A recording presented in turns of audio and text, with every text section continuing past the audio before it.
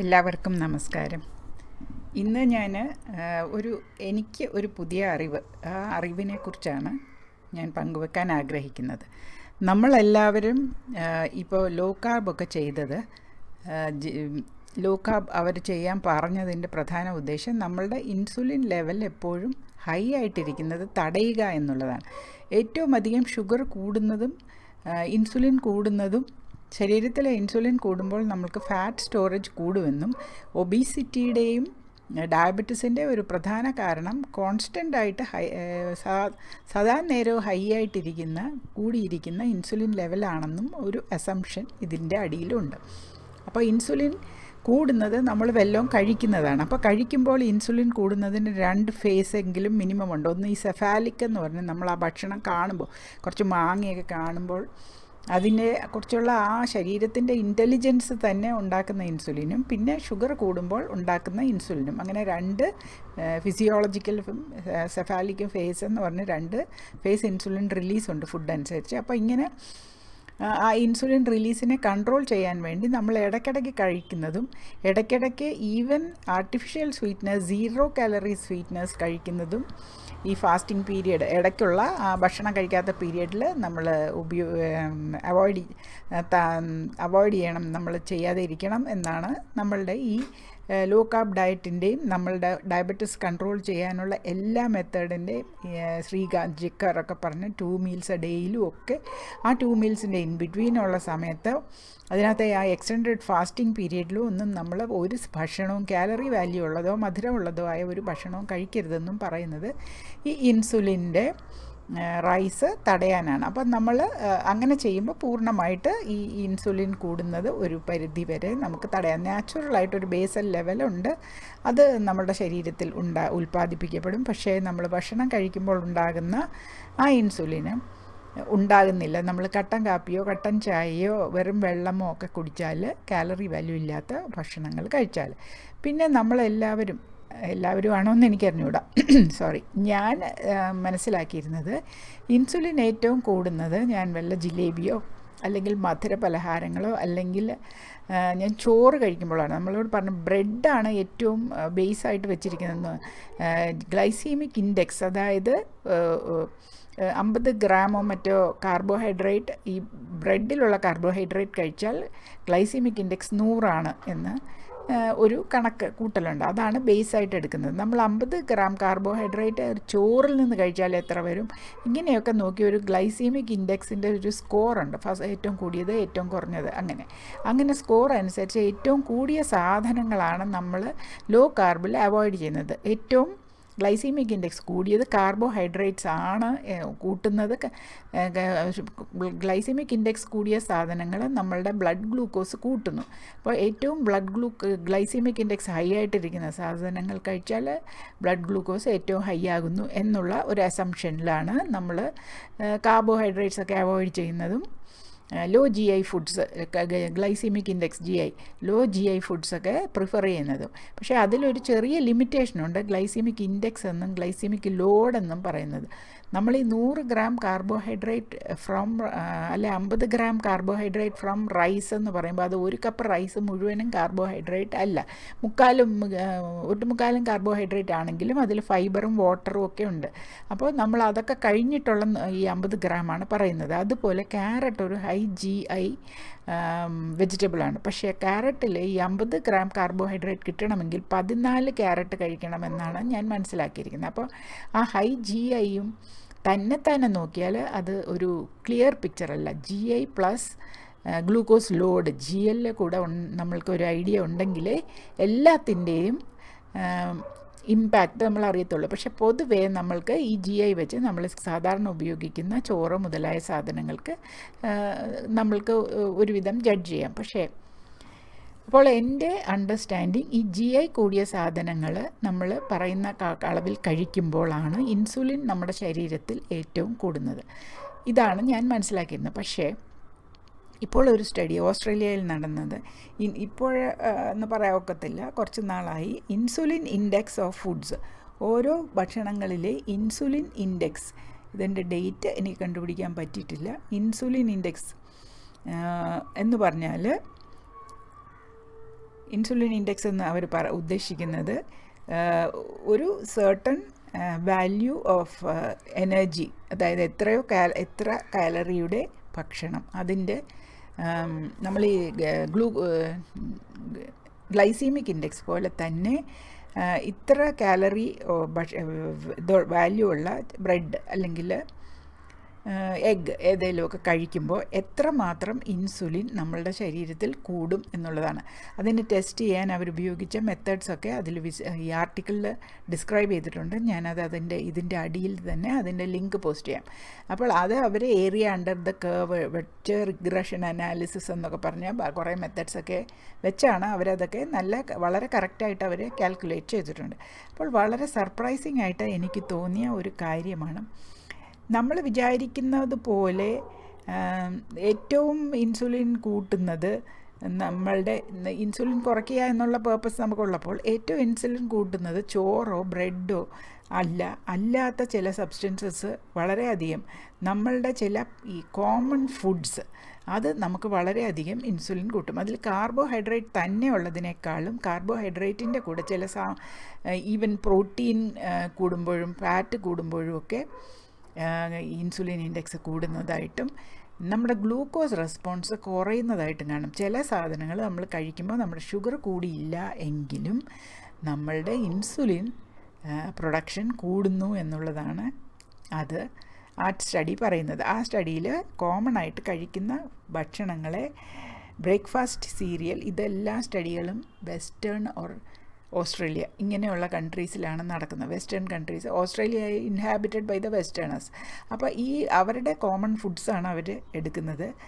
Breakfast, cereal, protein rich foods, fruit, carbohydrate rich foods, bakery products, snacks and confectionery എന്നുള്ള വിഭാഗങ്ങളിലാണ് അവർ തിരിച്ചിരിക്കുന്നത്.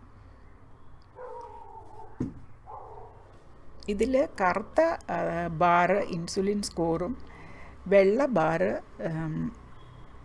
Glucose സ്കോറുമാണ്. Glucose കൂടിയതാണ് വെള്ള ബാറിൽ കാണിക്കുന്നത്, കറുത്ത ബാറിൽ കാണിക്കുന്നത് ഇൻസുലിൻ കൂടിയതാണ്. അപ്പോൾ നിങ്ങൾക്ക് കാണാം ചിലതിൽ ഇൻസുലിനും അതിൽ ചെറിയ ചെറിയ ഇംബാലൻസസ് ഉണ്ട്.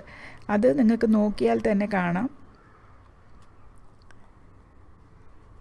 സ്നാക്സ് ആൻഡ് കൺഫെക്ഷനറി ഗ്ലൂക്കോസ് അധികം കൂടുന്നില്ലെങ്കിലും കാർബോഹൈഡ്രേറ്റ് റിച്ച് ഫുഡ്സിനേക്കാളും ട്രോപ്പിക്കാണ്, ഇൻസുലിൻ കൂടുന്നു. സ്നാക്സ് ആൻഡ് കൺഫെക്ഷനറി ലാസ്റ്റ് ബാറാണ്. അതിൽ നോക്കിയാൽ ഗ്ലൂക്കോസ് അധികം കൂടുന്നില്ല, പക്ഷേ ഇൻസുലിൻ നല്ലതുപോലെ കൂടുന്നു. അതുപോലെ ബേക്കറി പ്രോഡക്ട്സും ഗ്ലൂക്കോസ് കൂടുന്നത് ഇതിനേക്കാളും നമ്മളുടെ കാർബോഹൈഡ്രേറ്റ് റിച്ച് ഫുഡിനേക്കാളും കുറവാണെങ്കിലും ഇൻസുലിൻ കൂടുന്നത് കാർബോഹൈഡ്രേറ്റ് റിച്ച് ഫുഡിനേക്കാളും കൂടുതലാണ്. അപ്പോൾ അത് വെറുതെ ഒന്ന് നോക്കാം. എനിക്കിത് വളരെ ഇൻട്രസ്റ്റിംഗ് ആയിട്ട് തോന്നിയത് കൊണ്ടാണ് അതുപോലെ ഏറ്റവും അധികം ഇൻസുലിൻ കൂടുന്നത് എന്ത് കഴിച്ചാലാണെന്ന് നിങ്ങൾക്കറിയാമോ? ഇതിൽ ലാസ്റ്റ് ബാറിൽ കാണുന്ന ജെല്ലി ബീൻസ്, നിങ്ങൾക്കറിയാമല്ലോ, ഒരു ജെല്ലി ബീൻസ് എന്ന് പറഞ്ഞൊരു സാധനം കിട്ടും, ചുമപ്പും പച്ച പല നിറത്തിൽ, ഒരു ച്യൂയി സ്വീറ്റ്. അതാണ് ഏറ്റവും ഇൻസുലിനോട്രോപ്പിക് ആയിട്ടുള്ള ഫുഡായിട്ട് ഇവിടെ കാണുന്നത്. പിന്നെ ബീൻസ് എന്ന് പറയുന്നത്, ബീൻസ് എന്ന് പറയുമ്പോൾ ഇവർ പ്രോട്ടീൻ റിച്ച് ഫുഡ്സ് എന്ന് പറഞ്ഞ് ബീൻസ് എന്ന് അവർ തരുന്നത് ബീൻസ് എല്ലാം ഇൻ ടൊമാറ്റോ സോസാണ്, tinned beans in tomato sauce. നമ്മളുടെ ബീൻസ് അതുപോലെ കൂട്ടണമെന്നില്ല. അതുമല്ല, അവർ കിഡ്നി ബീൻസ് എന്നൊക്കെ പറയുന്ന നമ്മുടെ രാജ്മ പോലെയുള്ള ബീൻസാണ്. അത് അവർ ടൊമാറ്റോ സോസിലിട്ട് ബേക്ക് ബീൻസ് എന്നൊക്കെ പറഞ്ഞ് ടിന്നി കിട്ടുന്ന ബീൻസ്.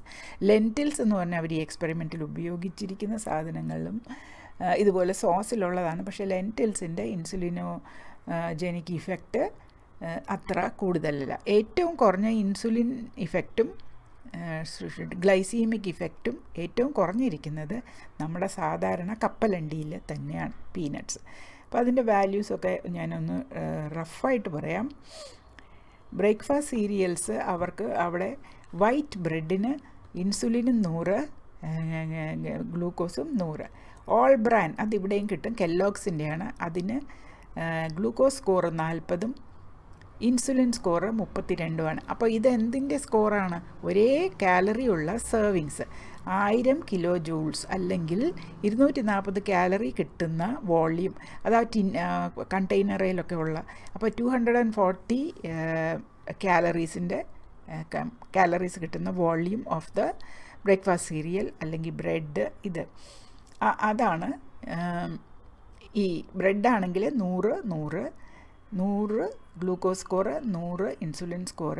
ഓൾ ബ്രാൻഡ് സീരിയലിനാണെങ്കിൽ 40-32.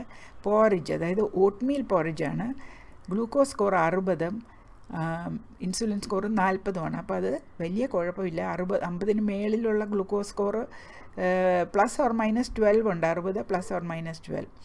പിന്നെ മ്യൂസ്ലി എന്ന് പറയുന്ന നട്ട്സൊക്കെ ഉള്ളതിന് 43 ഗ്ലൂക്കോസ് സ്കോറും 46 ഇൻസുലിൻ സ്കോറും. പക്ഷേ അത് അവരുടെ കെല്ലോഗ്സിൻ്റെ പ്രോഡക്റ്റ് ആയിരിക്കും. ചിലതിലൊക്കെ കൂടുതൽ ഡ്രൈ ഫ്രൂട്ട്സൊക്കെ കാണും.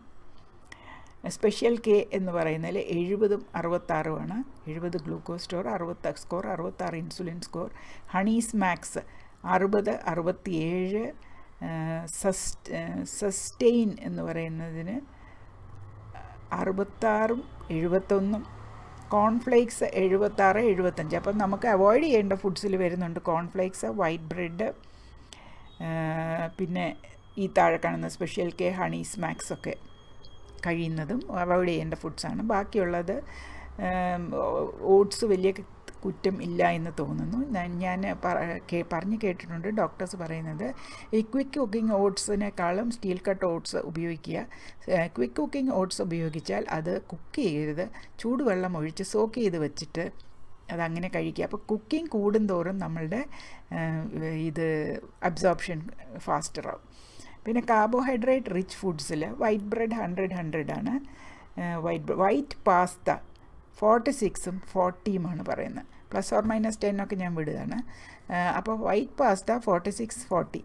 ബ്രൗൺ പാസ്ത പറയുന്നത് 68ഉം 40ഉമാണ്. അതെന്താണ് ബ്രൗൺ പാസ്തയ്ക്ക് ഗ്ലൂക്കോസ് സ്കോർ 68 ആയത്, വൈറ്റ് പാസ്തയ്ക്ക് 40 ആയതെന്ന് എനിക്കറിയത്തില്ല. അവർ യൂസ് ചെയ്യുന്ന വീറ്റിൻ്റെ വ്യത്യാസമായിരിക്കും.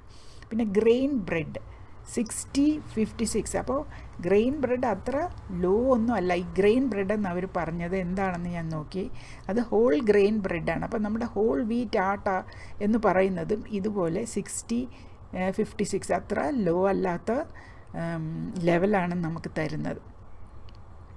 സാധാരണ ഞാൻ കണ്ടിട്ടുള്ളത് നോർത്ത് ഇന്ത്യൻസൊക്കെ റോട്ടി എന്ന് പറഞ്ഞാൽ അവർ ഇച്ചിരി തിക്ക് ചപ്പാത്തിയാണ് ഉണ്ടാക്കുന്നത്. അതിലവർ ആട്ട മാത്രമല്ല ഉപയോഗിക്കുന്നത്, അതിൻ്റെ കൂടെ അവർ മറ്റ് ചില പൾസസൊക്കെ ചേർത്ത് കഴുകി ഉണക്കി മില്ലിൽ കൊണ്ട് പൊടിക്കുകയാണ് ചെയ്യുന്നത്. അങ്ങനെ പൊടിയായിട്ട് കിട്ടുന്ന കടകളും ഉണ്ട്. നമ്മുടെ മൾട്ടിഗ്രെയിൻ എന്ന് പറഞ്ഞ് കിട്ടുന്ന നിങ്ങൾ നോക്കിയാൽ മൾട്ടിഗ്രെയിൻ എന്ന് പറഞ്ഞ് നമുക്ക് കടയിലൊക്കെ ഓരോന്ന് കിട്ടും. പക്ഷേ അതിനകത്ത് മെയിൻ ഐറ്റം ഇത് തന്നെയാണ്, ഈ ഗോതമ്പ്. അതിൻ്റെ അകത്തുള്ള ബാക്കിയുള്ളതൊക്കെ വളരെ ചെറിയ ഒരു ശതമാനമേ ഉള്ളൂ. പക്ഷേ ഇവർ പൊടിപ്പിക്കുമ്പോൾ അങ്ങനെയല്ല. അങ്ങനെയുള്ള പൊടി എനിക്ക് ബാംഗ്ലൂരിലൊരു മില്ലിൽ കിട്ടുമായിരുന്നു എന്ന് എനിക്ക് ഓർമ്മയുണ്ട്. അവിടെ വലിയ ക്യൂ ആയിട്ട് നിന്ന് ആളുകൾ വാങ്ങിക്കുക, അല്ലെങ്കിൽ നമ്മൾ തന്നെ ഉണക്കി എല്ലാം കൂടെ കൊണ്ട് പൊടിപ്പിക്കേണ്ടത്. അപ്പോൾ white bread, white pasta, brown pasta, grain bread പറഞ്ഞു. ഗ്രെയിൻ ബ്രെഡ് 60-56, 50-ന് മേളിലുള്ളത് എന്തായാലും അത്ര നല്ലതല്ല. ബ്രൗൺ റൈസിന് അവർ പറയുന്നത് 104ഉം 62ആണ്. ഗ്ലൈസീമിക് സ്കോറ് നമ്മുടെ ഗ്ലൂക്കോസ് സ്കോറ് നമ്മുടെ ബ്രെഡിനേക്കാളും കൂടിയാണ് കാണുന്നത്, 106 and 62. അപ്പോൾ ബ്രൗൺ റൈസ് എന്ന് പറയുന്നത് നമ്മളുടെ ചുമന്ന ഇരിപ്പുഴുക്കരിയല്ല. ബ്രൗൺ റൈസ് എന്ന് പറഞ്ഞാൽ നമുക്ക് കുപ്പിക്കകത്തൊക്കെ വലിയ വലിയ സൂപ്പർ മാർക്കറ്റ്സിലൊക്കെ വാങ്ങിക്കാൻ കിട്ടും. ഒരു ബ്രൗൺ ബസ്മതി എന്നൊക്കെ പറഞ്ഞ്. French fries 71-74. White rice 110-79, 110 glycemic score, 79 insulin score. Whole meal bread 97-96. Sorry, ഞാൻ പറഞ്ഞ ഗ്രെയിൻ ബ്രെഡ് അല്ല, ഹോൾ മീൽ ബ്രെഡ് എന്ന് പറയുന്നതാണ് ഹോൾ വീറ്റ് ആട്ട എന്ന് പറയുന്നത്. ഗ്രെയിൻ ബ്രെഡ് എന്ന് പറയുന്നത് എന്താണെന്ന് എനിക്ക് മനസ്സിലായിട്ടില്ല. അങ്ങനെ ബ്രെഡ് വാങ്ങിക്കാൻ അവർക്ക് കിട്ടും, മൾട്ടിഗ്രെയിൻ ആയിരിക്കാം. ഹോൾ മീൽ ബ്രെഡ് എന്ന് പറയുന്നത് നമ്മുടെ ഹോൾ വീറ്റ് ആട്ട പോലെയാണ്. അതിന് വലിയ വ്യത്യാസമൊന്നും കാണുന്നില്ല. Whole meal bread 97-96. പൊട്ടറ്റോ ആണ് അതിലേറ്റവും വലിയ ആൾ 141 121 നമ്മൾക്ക് 240 കാലറി കിട്ടുന്ന വോളിയം ഓഫ് പൊട്ടാറ്റോ കഴിച്ചാൽ 141 ഗ്ലൈസീമിക് സ്കോറും 121 ഇൻസുലിൻ സ്കോറും. പക്ഷേ വേറൊരു കാര്യം നമ്മൾ ഓർക്കണം, അത്രയും കാലറിയുടെ പൊട്ടാറ്റോ എന്ന് പറഞ്ഞാൽ എത്ര വോളിയം ഉണ്ട് എന്ന് നമുക്ക് അറിഞ്ഞുകൂടാ. അതിൽ ഫൈബറൊക്കെ ഒരുപാടുണ്ട്. പിന്നെ അടുത്തത് പ്രോട്ടീൻ റിച്ച് ഫുഡ്സാണ്. പ്രോട്ടീൻ റിച്ച് ഫുഡ്സിൽ അവർ ചിക്കൻ പറഞ്ഞിട്ടില്ല. White bread 100 eggs 42 glucose score, 31 insulin score. അപ്പോൾ eggs it is lower than ബ്രെഡൊക്കെയാണ്. പക്ഷേ ഈ 41 എന്ന് പറയുമ്പോൾ നമ്മൾ ഒരു കാര്യം ഓർക്കണം, 240 കാലറി കിട്ടുന്ന എഗ്സാണ്. ഒരു എഗ്ഗിന്ന് ആവറേജ് 60 തൊട്ട് 80 വരെ കാലറിയാണ്. അപ്പം നമ്മൾ 2 മുട്ട തിന്നാൽ അത് 120 കാലറിയേ വരുന്നുള്ളൂ. അപ്പോൾ ഇവർ പറയുന്ന ഈ വോള്യൂം എന്ന് പറയുമ്പോൾ ഒരു 6 മുട്ട, 4 തൊട്ട് 6 വരെ മുട്ട വരുമ്പോഴാണ്. അതുപോലെയാണ് ഓരോ കാര്യങ്ങൾക്ക്. Cheese 55-45, cheese high density energy dense ആയിട്ടുള്ള ഫുഡാണ്. അപ്പോൾ അത് ചെറിയ ക്വാണ്ടിറ്റി മതിയായിരിക്കും. ബീഫ് 21-51, ബീഫിൻ്റെ ഗ്ലൈസീമിക് സ്കോർ, ഗ്ലൂക്കോസ് സ്കോറ് വളരെ ലോ ആണ്, 21, ഇൻസുലിൻ സ്കോറ് 51. ലെൻറ്റിൽസ് 62-58, ഈ lentils in tomato sauce. Fish 28-59, baked beans 114-120.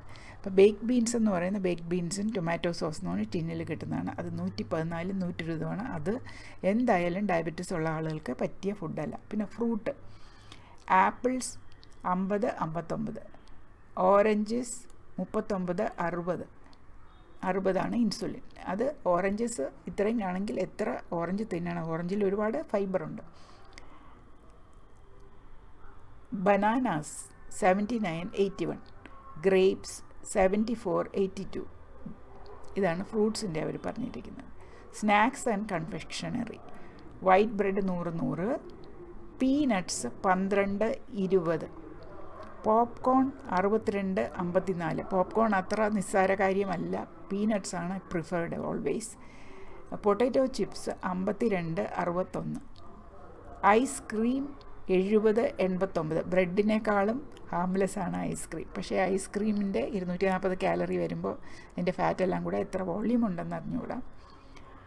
Mars bar അറിയാമല്ലോ എല്ലാവർക്കും. മാർസ് ബാർ 79-122, ഭയങ്കരമായിട്ട് ഇൻസുലിൻ സ്പൈക്ക് ചെയ്യും. Jelly beans 118-160.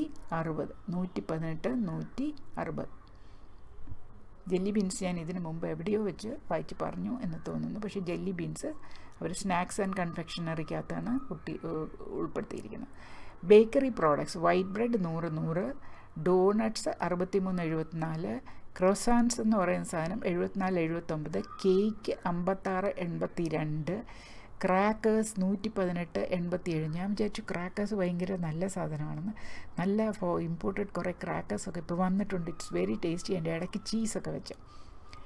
കുക്കീസ് 76-92. അപ്പോൾ സ്നാക്സ് ആൻഡ് കൺഫെക്ഷണറീസിൽ കുഴപ്പമില്ലാത്ത കാര്യം നമ്മളുടെ പീനട്ട്സ് തന്നെയാണ്. പോപ്കോൺ അത്ര നിസ്സാരനല്ല. Potato chips, popcorn, peanuts 12, popcorn 62-54, glycemic 62, നമ്മുടെ ഇൻസുലിൻ 54. പക്ഷേ പോപ്കോണൊക്കെ നമുക്ക് ഒരുപാടൊന്നും നമ്മൾ കഴിക്കുന്നില്ല, കൂടുതൽ ഫൈബറാണ്. ഇതൊരു ഫുൾ പിക്ചറാണെന്ന് ഞാൻ പറയുന്നില്ല. പക്ഷേ ഈ പറയാൻ കാരണം നമ്മൾ വിചാരിക്കുന്നത് പോലെയല്ല ഓരോ സാധനങ്ങൾ നമുക്ക് ഇൻസുലിൻ കൂട്ടുന്നത്.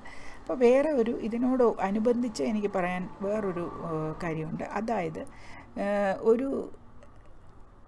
ഒരൊറ്റ മീലിനെ കുറിച്ചുള്ള ഒരു സ്റ്റഡി, ഒരു ഒറ്റ മീലിനെ കുറിച്ച്. വൈറ്റ് റൈസാണ് പലരുടെയും staple food. Effect of protein, fat and vegetables on the glycemic and insulinemic responses to a white rice based meal have not been reported. അതാണ് അവരുടെ ഈ സ്റ്റഡിയുടെ ഉദ്ദേശം. വൈറ്റ് റൈസ് തന്നെ തിന്നാൽ നമ്മളിപ്പോൾ പറയുന്ന പോലെ ഇൻസുലിൻ ഇൻഡെക്സൊക്കെ കൂടിയിരിക്കും. പക്ഷേ നമ്മൾ ഈ പറയുന്നത് പോലെ ഇപ്പം ഞാൻ ഉച്ചയ്ക്ക് ഉണ്ണുന്നത് നിങ്ങൾ ഉച്ചയ്ക്ക് ഉണ്ണുന്നതിൻ്റെ കോമ്പിനേഷൻ അനുസരിച്ചിരിക്കും നിങ്ങൾക്ക് ഷുഗർ കൂടുന്നതും എനിക്ക് ഷുഗർ കൂടുന്നത്. ഈ കോമ്പിനേഷൻസിന് ഭയങ്കര ഇഫക്റ്റാണ്. ആ കോമ്പിനേഷൻസിൻ്റെ ഇഫക്റ്റ് നമ്മളുടെ ഷുഗർ കൂടുന്നതിലും, അതായത് ഗ്ലൂക്കോസ് കൂടുന്നതിലും ഇൻസുലിൻ സ്പൈക്കിലും ഉണ്ട്. അപ്പോൾ ഇതിപ്പോൾ ഒരു ഒറ്റ മീലിനെ കുറിച്ചാണ് പറയുന്നത്. White rice, chicken breast, high protein food, fat, groundnut oil, a leafy vegetable, or all three on the glycemic insulinemic responses. White rice തന്നെ, ചിക്കൻ തന്നെ, വെജിറ്റബിൾ തന്നെ, ഫാറ്റ് തന്നെ, അല്ലെങ്കിൽ ഇതെല്ലാം കൂടെ കമ്പൈൻഡ്, ഇങ്ങനെ അവർ നോക്കിയപ്പോൾ glycemic response to white rice with chicken breast, groundnut oil and vegetables was significantly lower than to white rice alone. അപ്പോൾ നമ്മൾ ചോറുണ്ണുമ്പോൾ അതിൻ്റെ കൂടെ പ്രോട്ടീൻ ആയിട്ടുള്ള ചിക്കനും വെജിറ്റബിളും കൂടെ കമ്പൈൻ ചെയ്ത് കഴിക്കുമ്പോൾ അതിൻ്റെ റെസ്പോൺസ് ഗ്ലൂക്കോസ് റൈസ്, ഇത് സിംഗപ്പൂരിൽ ചെയ്ത ഇതാണ്, clinical nutrition research centre in Singapore. അപ്പോൾ